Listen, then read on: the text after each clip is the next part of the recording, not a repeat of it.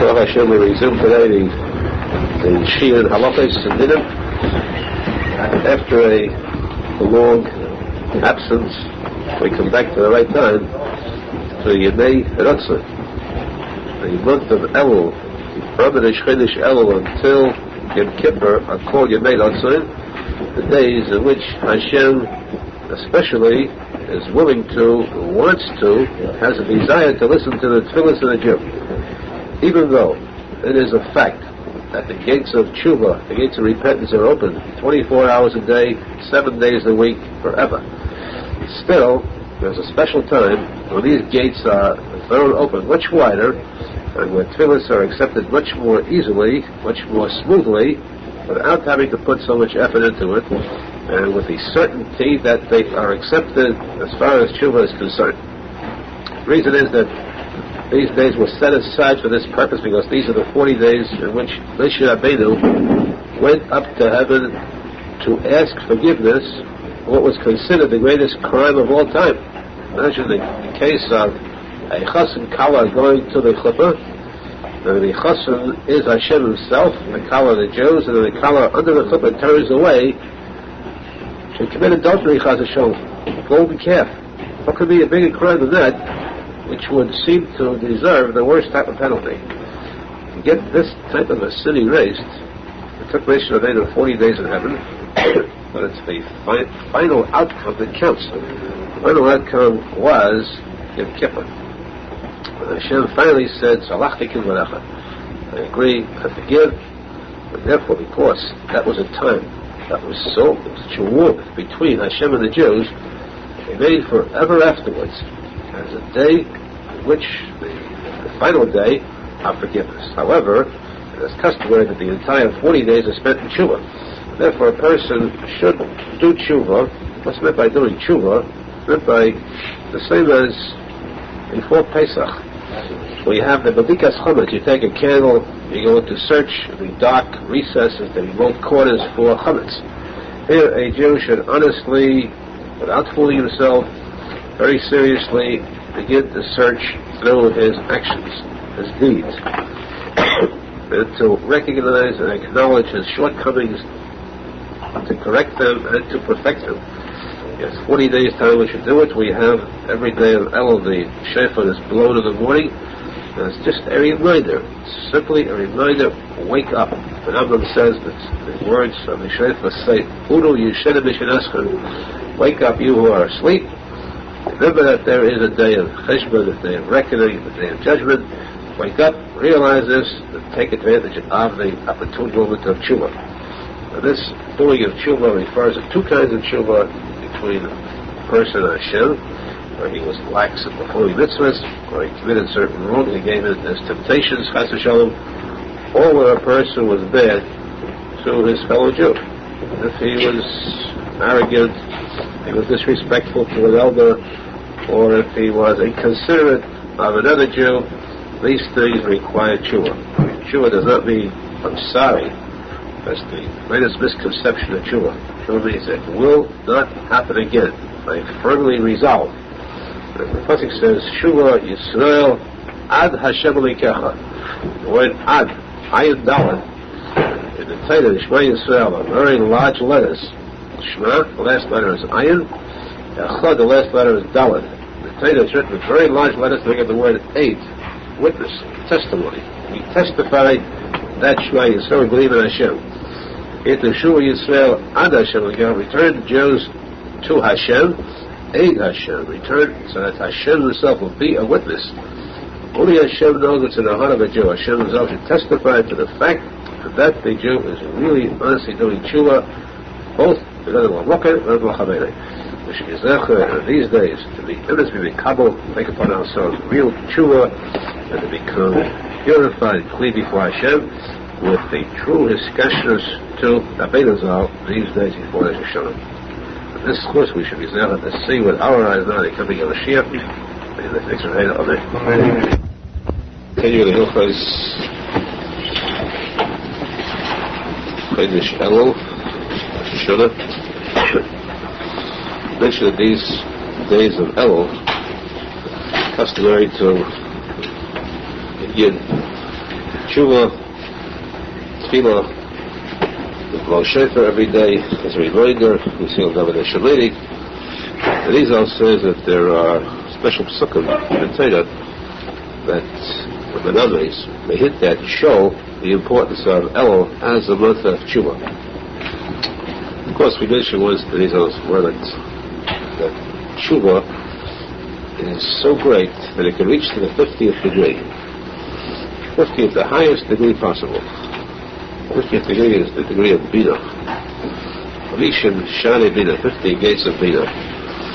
Which means that no matter what a person has done, he goes to the Mocha, to the Shadish, the origin, then he can uproot the Aveda, no matter how serious it is.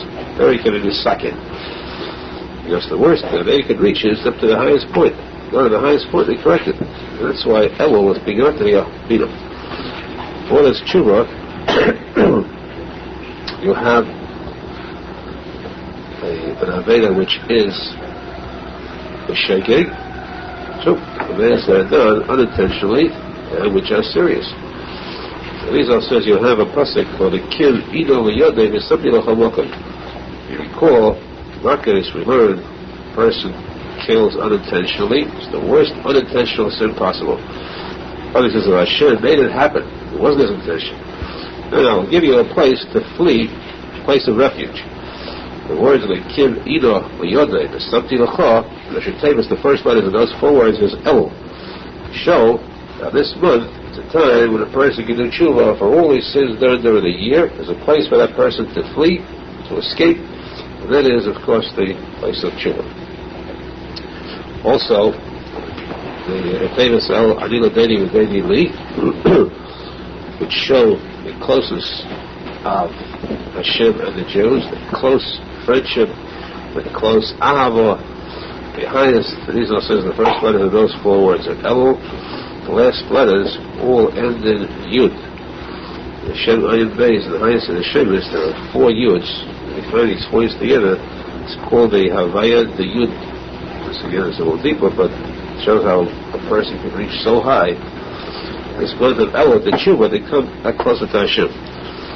Third, the posek which says, Ish v'nei Ehu, in what Torah is love you. The giver you have as far as giving gifts to a friend and gifts to the poor, bringing them, elevating them to a status that removes them from poverty. And these also, these 3 psukim teach us the 3 items of tshuva, tefillah, and tzedakah.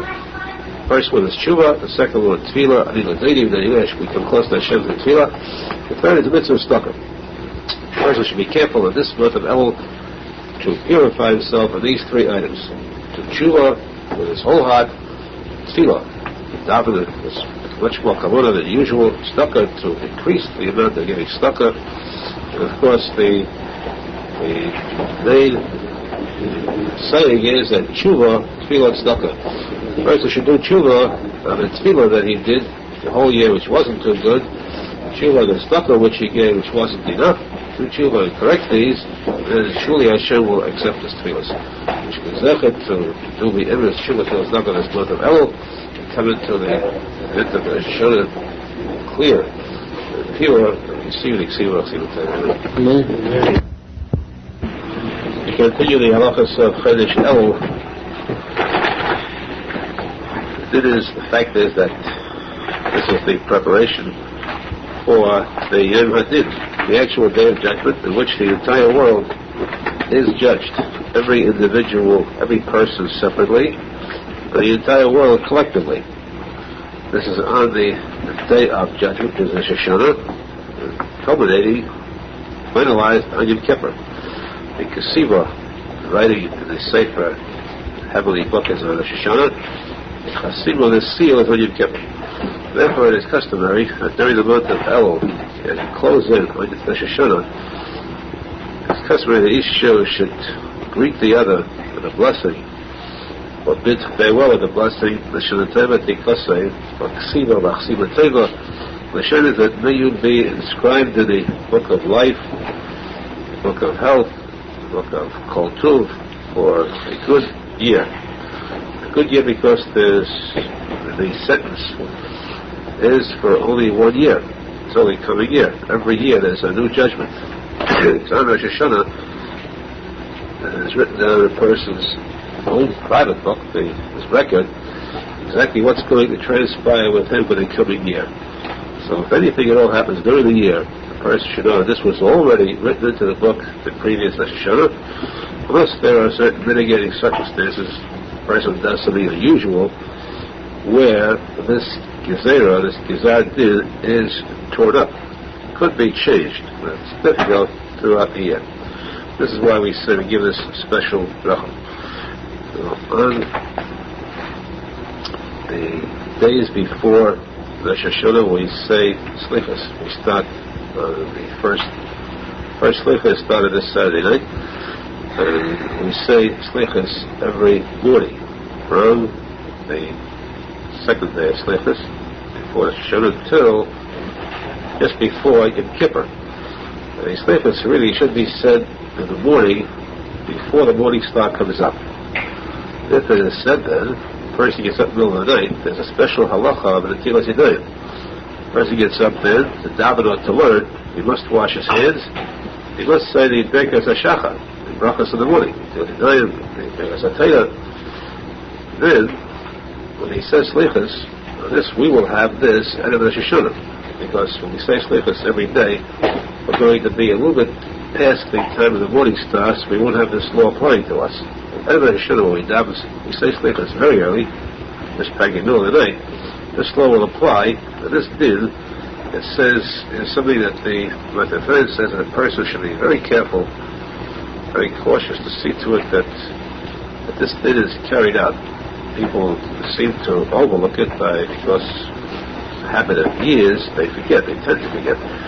If a person is up before the before the morning star, which is, let's say, about an hour and a quarter before sunrise, and he davens, he learns, he spends time then, Tusha, and then, after the morning star comes up, he gets ready to daven. He cannot daven shachas before that. So the idea is then that when the morning star comes up, he must again wash his hands, same as he did before. Never did before, he washed his hands, and he said the brachas on them. Now there's no bracha to be said, but he must wash his hands again because of the special halacha that which we had, if you check back. This is something that is over because people are in a hurry. They finish slichas, they start davening. They must first wash their hands again without a bracha. We should be careful to keep our hands clean, pure, the hands and heart. And that's because we should be careful to receive Chassidut to Lishnas, the Geula, the Yeshua, to see the Yeshua again. Since this is the week before Rosh Hashanah, we're going to start the halachas of the Yom Dagan, Tishrei. We spoke previously about Erev Rosh Hashanah. Erev Rosh Hashanah is the last day of the year. The way a thing ends is the way the whole thing counts. Everything is according to the very ending, to the Elah. So, therefore, the last day of the year is good. Therefore, it is beneficial for the covers the whole year. The last day should be filled with feelings, acts of tshuva. It is a custom in some cases where people fast at a Rosh Hashanah, but it's not our custom at all. In fact, there are different rules brought about this tinus. Some say that since it is a custom of Goyim, okay, some that they fast the day before there on holidays, on holy days. Therefore, it's wrong for us to do so at a Rosh Hashanah. For that reason, in order to avoid that, so they eat before sunrise, before the morning star. And that means that they're not following the Chudai Sagayim. The rest of the day they fast because that's when the Tanish really begins. However, the Arizal says it's a very big mistake, a very serious mistake if he does so, because eating before davening, before sunrise, And he said, any time, it's surely the last day of the year to do that. No, it's not. So therefore, the best thing is not to enter into that whatsoever. But what a person should do is to go into fully the case of Teshuva. Ordinarily, people know what the Teshuva and the Yom Kippur. In reference to Teshuva, a person has anything to do with his friend, sichsa, a spat, any kind of dispute, disharmony, and they usually try to appease each other at the Yom Kippur. And it's much better if a person does that before Rosh Hashanah. So, the person who is the reason, even on this was, for Arizal is the reason Meshubach. So before Rosh Hashanah, rather than to wait until the Yom Kippur. Be sure to cleanse his record of everything. Sure, for anything he did against Hashem, and against anything he did, and anything he did against anyone of his Chavedim, the Jew, that asked Mechila, very sincerely for it, see that he gets a sincere Mechila, not just lip service person I give you. Meanwhile, that person is still burning inside, and there are no real feelings of forgiveness. The same token, if a person asks you for Mechila, you have to think. When you say Mechila, it shouldn't be the life double. Because if you do that, and then when you ask Hashem for Mechila, then too it's the real Mechila. The person isn't Mechila properly, as Hashem, then there's no proper Mechila in heaven. They say, Abba be Eved al Pesha. To whom does Hashem forgive sins? The one who forgives the sin. Instead of Rosh Hashanah too, this preparation is done in Achmias and Megashmias. This is a person to remove himself, wash carefully, to meticulous, and to be pure, physically and spiritually, especially in Tefillah, mikveh before Rosh Hashanah. During the studies of Teshuva, starting with the first evening of Rosh Hashanah, we add something to the Kaddish. We add a word, Uli Ela.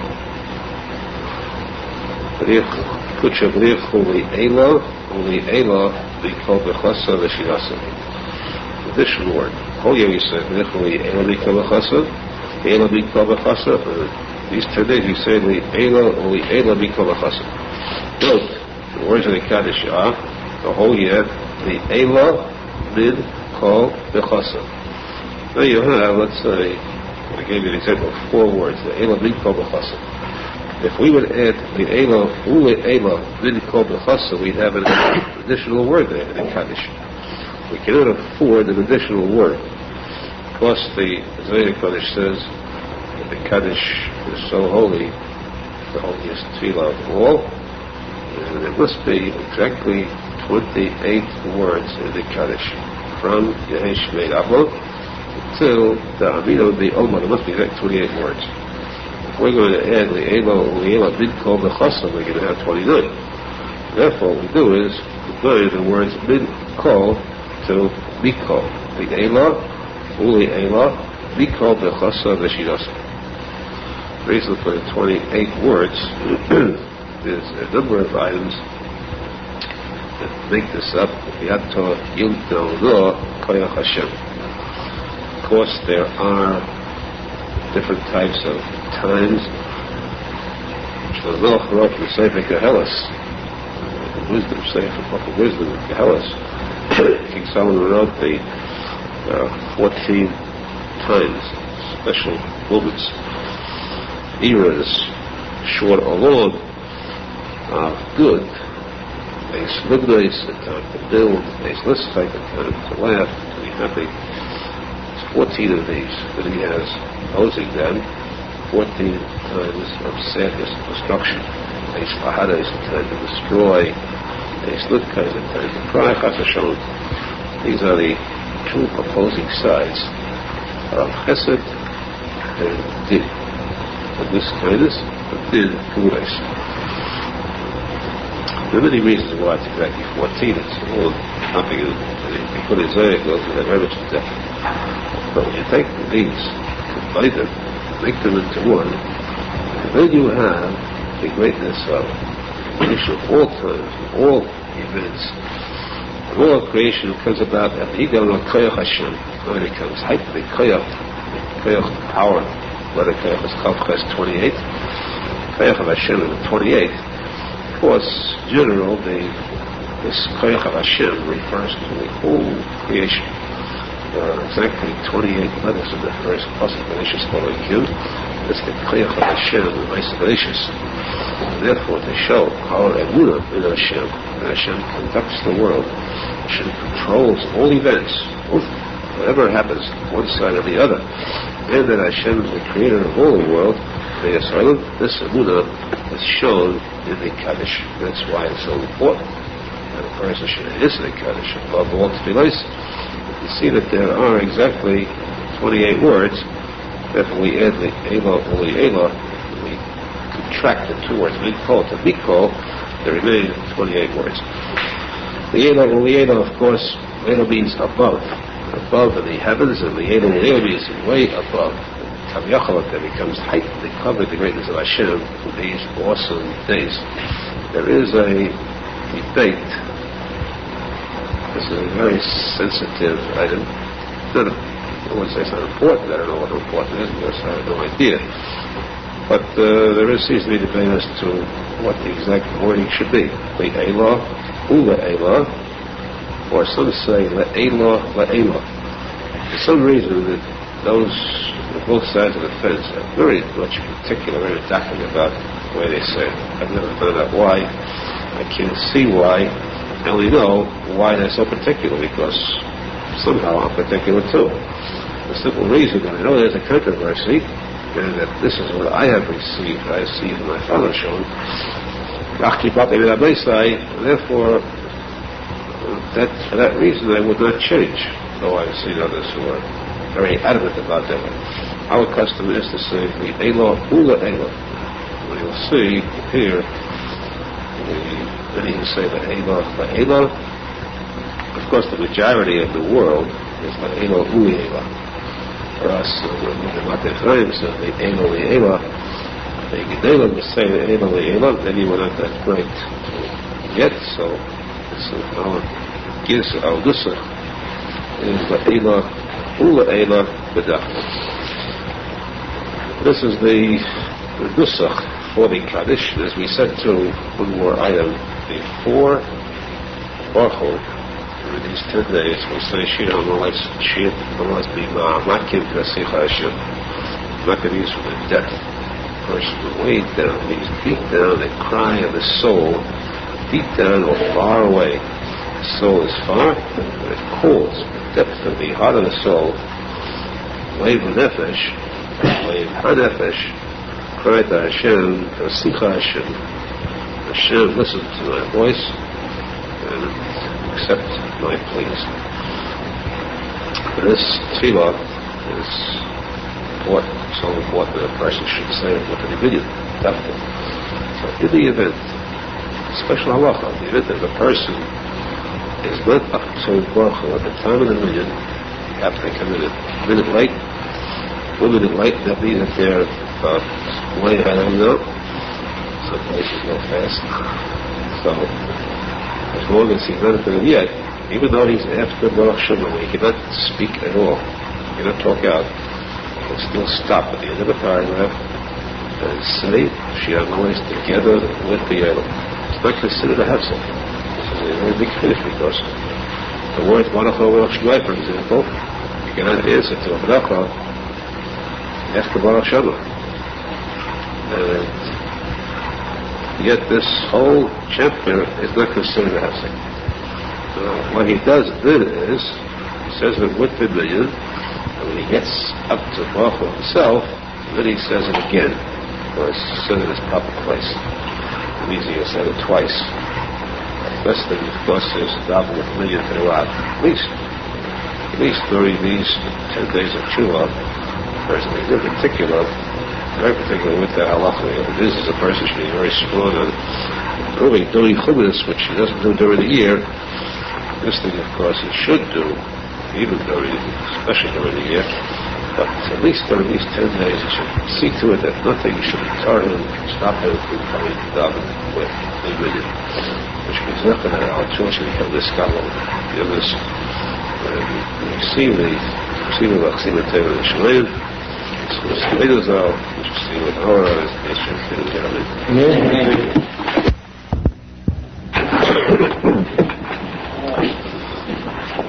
We combined today two items. One, the Hilchos Teshuva, mitzvah during Teshuva, and two, Hilchos Chassidut Kala. There is a direct connection between Teshuva, Yom Kippur, and Chassidut Kala. As the Din says that it is a custom, meaning another day in the chuppah, the Chassid and Kala both fast.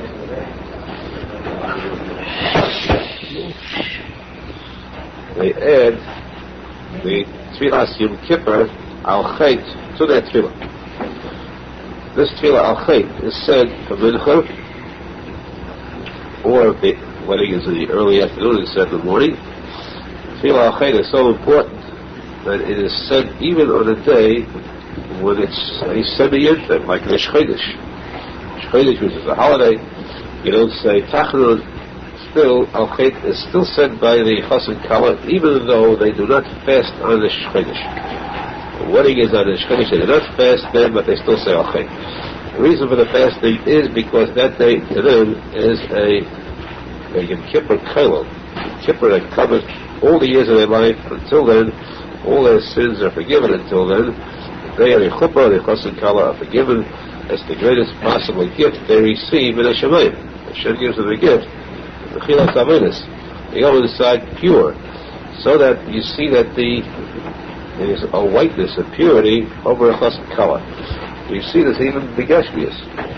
Go into Shul, read, you recognize today which one is the Chassid. Remember the talis that's as white as the driven snow. Whiter than all the other talis of out. Because sins of forgiveness is the purest one out, the whitest. This is the reason why they fast too. One, to forgive his sins. Secondly, because if we would allow the chassan to eat, to drink, he might want to drive away his worries, his fears, and his skepticism, and he would drink. He would drink so that when he come to the chuppah, he would have to sort of assist him under the chuppah, and though he would be in full control of his faculties and senses, he could still later use this as an excuse in saying that I was not responsible for what I said, and therefore I want to disqualify or annul the entire affair. So here we keep him sober all the way through, and no complaints. You went into this with your eyes open. There's nothing you can say about it afterwards. I think it is that it's a day of Tefillah, a day of Teshuva, and culminated by the happiest moment of their lives. They should be zecher, the Chassid Kala should be zecher, as well as all the future Chassidim and Kalas, to Simcha of Kedusha, the Ta'ada. This should be the beginning of the Yichud Shalmala, coming of Mashiach, and you may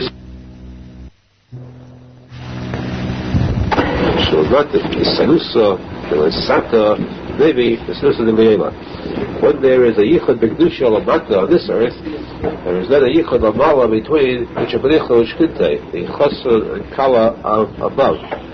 And that yichud, Yirah Hashem echad u'shmei echad, that yichud becomes completely united in one. But the tshuva is a complete one. Toshuv the hey l'gabei vov. Vav K also is united. Yud K are always combined. Today and like this fashion. Vav K will become united when the Shechita comes back from Golas. That will be the true Yichud, the Chassid, and the Le'ela, which we'll all celebrate see the coming of Mashiach. Today, it was Rosh Hashanah and Yom Kippur. They are coming today, my holy days. Therefore, there is the question brought in Shulchan as to whether the person is allowed, in those days especially, to daven allowed, not actually allowed, but have his voice heard during Shemona Esrei. There is a din, many poskim who say that the custom of Rosh Hashanah and Kippur, the daven Shemona Esrei, to curl it up. I'm not afraid one of the reasons why we have a daven tefillah b'lachash, silent tefillah, because the person must concentrate, and if he hears sounds, others davening, confuses him, and he cannot concentrate. He couldn't have kavanah. So therefore, in order not to harm another person's kavanah, each person himself must daven with b'lachash. This is one of the reasons. Now this is possible only if a person is davening by heart. He's got to think of the words you say. But if he has a sinner in front of him, this would not apply. So, since Shoshone and Kippur, each one holds a machzor, nobody says it by heart, we're not afraid of this evil newborn tefillah. Therefore, this is permissible to daven mikara.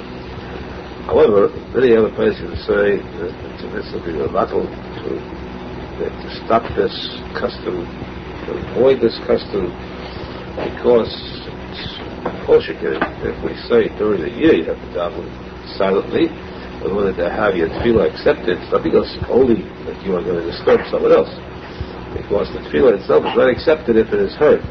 Even if it's heard to yourself, even if you're alone in a room and nobody else hears you but yourself, your own ears hear what you're saying, the tefillah still is rejected as a show in heaven.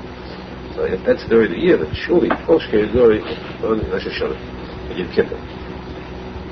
You recall we mentioned many times, and I don't have it on tape, but the union of why Tefillah B'Lachash B'Dafka, because there are 13 names of Hashem, that give Midah Shalachnu, qualities of kindness of Hashem.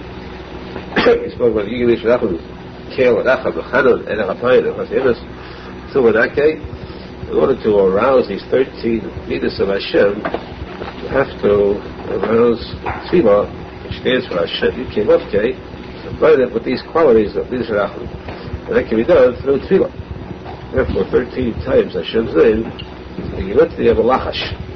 The Tefillah itself, which is Hashem's name, it says B'Lachash silently, that arouses all 13 qualities of Nachman.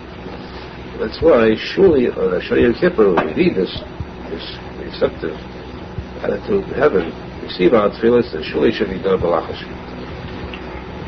So again, even those posek who bring the Arizal's day and so forth, a lot of them say, still the person needs a little bit kavanah, so he may raise his voice slightly. This is what they say, but we stress the fact that there's no slightly at all. To be aware, to be careful, not to fall into that the majority of people fall into. If you go to a regular shul, the shul Yom Kippur, you live with the press of the so you don't hear a sound. Walk in the regular shul, you'll hear a tumult going on like a beehive, sound going real loud, one trying to outshout the other. Surely there's Yotzah Schonah they'll say that they lose much more than they gain. Best to avoid this completely, to be observed, to daven the emes, the lachash. And a person wants to daven loud on the Shul Yom Kippur, Menachem says you could daven the kol to Daka, a voice that can travel to the furthest, remotest corners of the earth, so loud it can travel the whole, be width, span the earth, but yet it should not be heard by a person next to you, by yourself. Before we had the sichos, the person can scream the highest pitched scream, and the voice, instead of coming through the larynx, would go directly through to the brain. The person should be careful to see that he has a machzor that's a proper one. Correct machzor, check the pages, see everything is in order, and the daven from the machzor, because it is known fact that the place is looking at the letters gives a person a better chance to daven with kavanah. When you daven by heart, without looking in, there's a much more simple chance of the mind wandering off. If you look at the letters themselves are machkiways, they bring a person down to earth and they give him a chance of kavanah. We should say that the tefillah may kavanah be emes, our tefillah should become the skabel and not so, and see what we should see the Moshe Feinstein. So, the Shana, studies made Shulchan Yom Kippur, we add certain items. Although we add Zochreinu, Chayim, Nichamecha, and Bekas Pavos, Gimel and Shenes, and we add the Sefer Chayim, the Gimel Achrenes, the last 3 Brachas for Esrei. Middle of the Shnesri we add Melech HaMishpat, and the weekday Shemini Esrei. And all those, if a person forgets to say it, which is possible, or if he is in doubt whether he said it, after he finished the Esrei, or after he finished the bracha, he's in doubt whether he said it, then he is not required to repeat the Shemini Esrei. But in one case, changing a Kel HaKodesh to a Melech HaKodesh, there, if he forgets to say Melech HaKodesh, he completed Shemini Esrei, he must say the entire Shemini Esrei over again. If at the end of Shemini Esrei, he has a doubt, a shade of doubt in his mind, he cannot recall whether he said Melech HaKodesh, because he doesn't recall having said Shemini Esrei altogether. But he knows that he walked back and he said, he must have said it, Shemini Esrei, but as far as Melech HaKodesh, he's surely in doubt. So we take for granted that he said kiruv said the Mishnah. His tongue is so used to going on the same track, and his mind was elsewhere, his tongue was to go on the same route as usual, instead of Kel HaKodesh, therefore he must say Shemini Esrei over again. Sometimes a person is awakened very suddenly, very rudely from his sleep. A jangling sound, rasping sound. Then Shemini Esrei, he finds himself suddenly, he wakes up before he got the end of Shemini Esrei. What woke him up? A sound of something that subconsciously he felt it was strange. He said, Kel HaKodesh, and somewhere deep in the recess of his brain, a warning signal went up and said, He woke up and said, where am I? Where am I? It's too long a pause. Kel HaKodesh, he said, Melech HaKodesh. Meaning, he said, correctly, it's not Melech HaKodesh, and he's still safe. But if the interval was longer, when it takes to say 3 words, showing Halacha Rebbe, that's the Tikuney Zohar, the Gemara, he waits more than those 3 words, and then, even though he reminded us of the set of Melech HaKodesh, it's too late, he must say Shemini Esrei over again. So he has time, that fraction of time, amount of time, it's approximately, let's say, a second or a second and a half, enough time to grasp the situation and to correct it. If he does so, fine. If not, it's too late, he must say Shemini Esrei over again.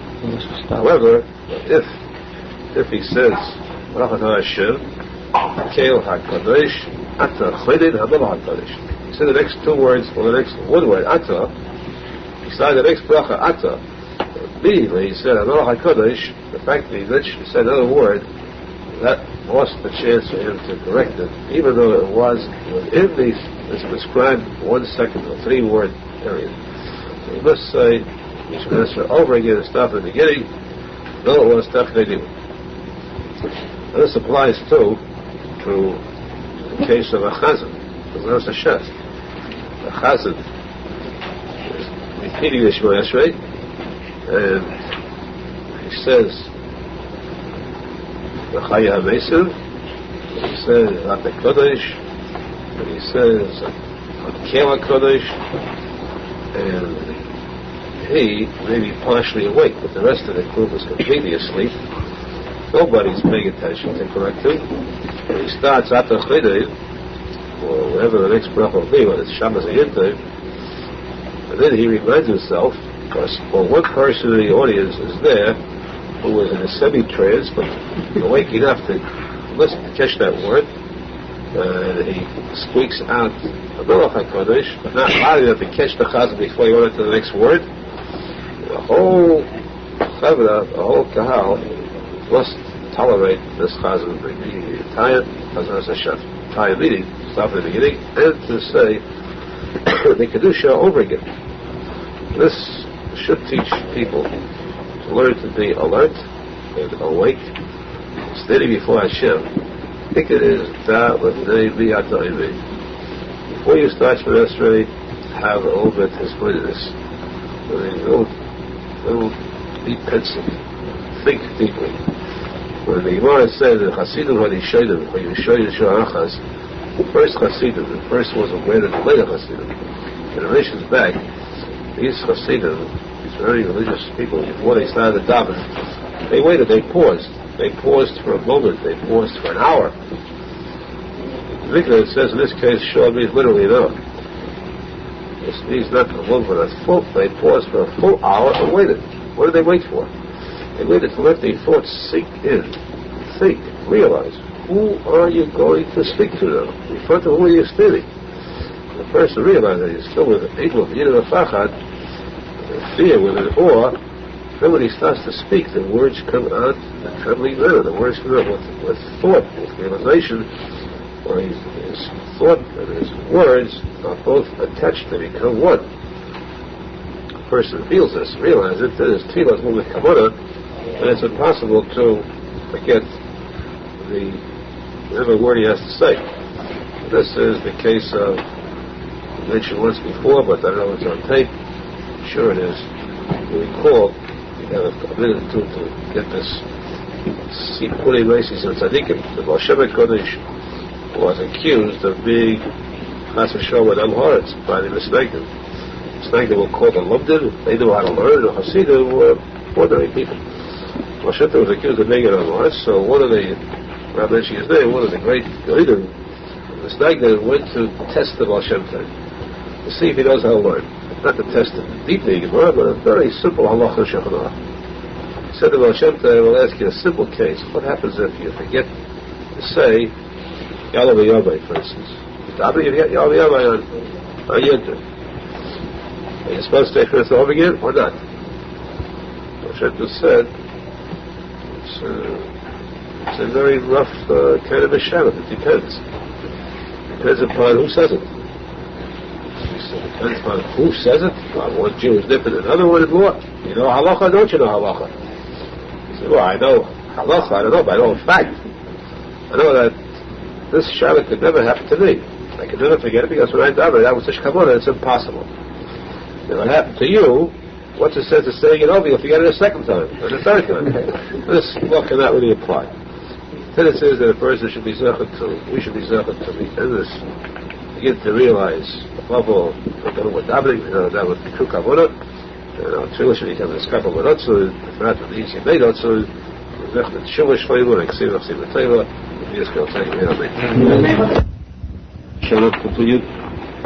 Reminded at Menachem Mendel Schneerson, we daven slichos early, and we also expect to mitzvah Hashem to become on the last day of the year. Tefillah was sicken. Last day of the year is a tikkun for the entire year. So this should be a tikkun for the entire year's tefillah if ever a person davened right this month, not exactly the right time. Woke up late, chas v'shalom, we davened a little later than this month should be. This should be a tikkun because the greatest month possible is tefillah was sicken. The Gemara says a person be zeichet to get in just with this mitzvah alone. So great is that mitzvah. That's the last day, which is technically. I mentioned also, you have to remember that you daven before the Elis HaShachar, before the morning star comes up, which means that it is still officially night. When you get up, you wash your hands 3 times each. You say the bracha on Tehilat Yadayim. Then we finish slichos when it's already daylight, or before, after the morning star. Of course, it's before sunrise. But after the morning star is up, which means it's considered daytime, and then you have to wash your hands again 3 times before you start davening. Without a bracha on Tehilat Yadayim, you must wash your hands 3 times each. That's the Halacha of Torah, and of course again, know that Erev Rosh Hashanah is a day which covers the entire year. The Tikkun HaKloli for Talmud Bavly is the most important Tikkun HaKloli of the entire year, immediately after davening, and also Torah's Nedorim after davening. Now to go back to the Hilchos Rosh Hashanah, the person says Hashamdu, he strikes his heart. Show you are guilty. In my heart, you are guilty that you committed this sin. Al Chait, you are guilty. Saying Avinu Malkeinu, the first line is Avinu Malkeinu Chatonu L'Fanecha. You committed a sin. It means it's, in a sense, it is Avinu. It's confession. This is not said. Avinu Malkeinu B'Chalal is not said on Shabbos, and even on Rosh Hashanah. That first line, according to some posek, is omitted because you're not supposed to strike your heart. It's like confession. At best, What is the regular minhag is to say this first line silently, without striking the heart. That's an issue. By taking out the Sefer Torah, Rosh Hashanah, we say the Shloshis Minos. That too is omitted on Shabbos. The second day, we say it with the three lines that follow. The order of the key is,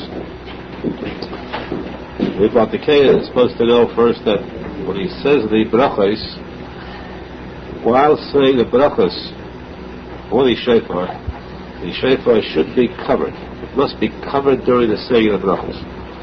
Every person must remain silent during the saying of the brachos. Silent means that it's forbidden to answer Baruch Hu Baruch Shemai, because you are yetzer with this bracha, and Baruch Hu Shemai is considered a hefsek. And so a person should be silent and answer only at the end of the bracha. It's important to note there is a din though in Shulchan Aruch which says that if b'di'evet a person did answer Baruch Hu Baruch Shemai for any bracha that he wants to be yetzer with, b'di'evet it is not considered a hefsek, and you're still yetzer with the bracha.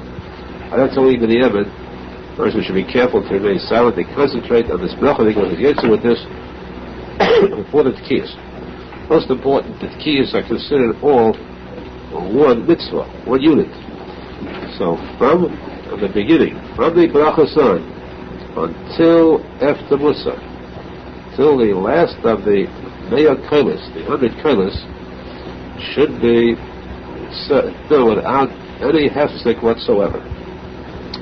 The Meya Kailas, of course, the Gemara brings because of the cries of Sisera's mother, Meya Kailas. Different than the Muslim, Zayre Kodesh says, Ashrei Ha'om Yedei Sruah. Ashrei to those who know how to blow shofar. Yedei Bigimatria 100. Zayre Kodesh says, therefore, that's the book of the meaning of 100 Kailas. Plus, of course, the different Kailas themselves represent much deeper thoughts than are taken ordinarily. The Kia Shemonim Teruah, that stands for the Keshes, Kuf Shintav, the Keshes Habris, they stand for the Gimel Avais, much deeper and more mentioned in the Zayre Kodesh.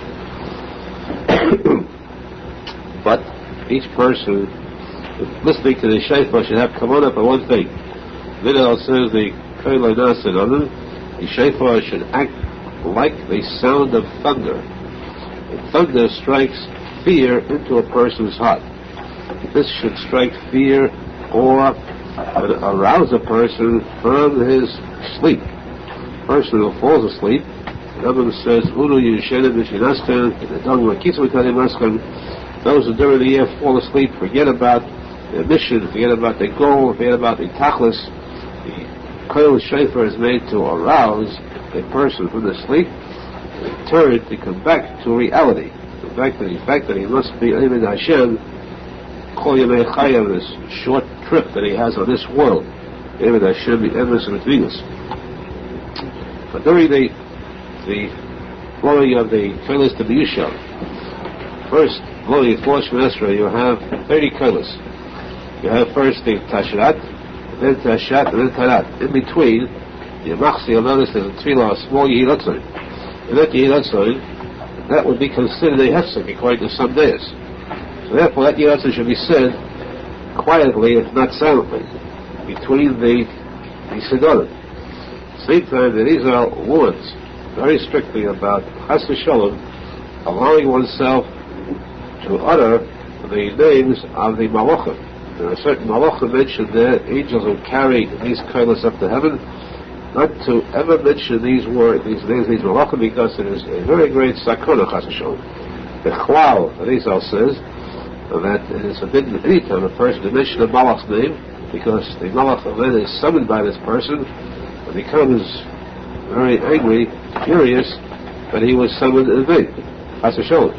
Only a Malach's name, who is the same as a regular person, people who carry names of Malachim, they're like Nechol, a person, name which is a common name, but that the same as the Malach, that may be said.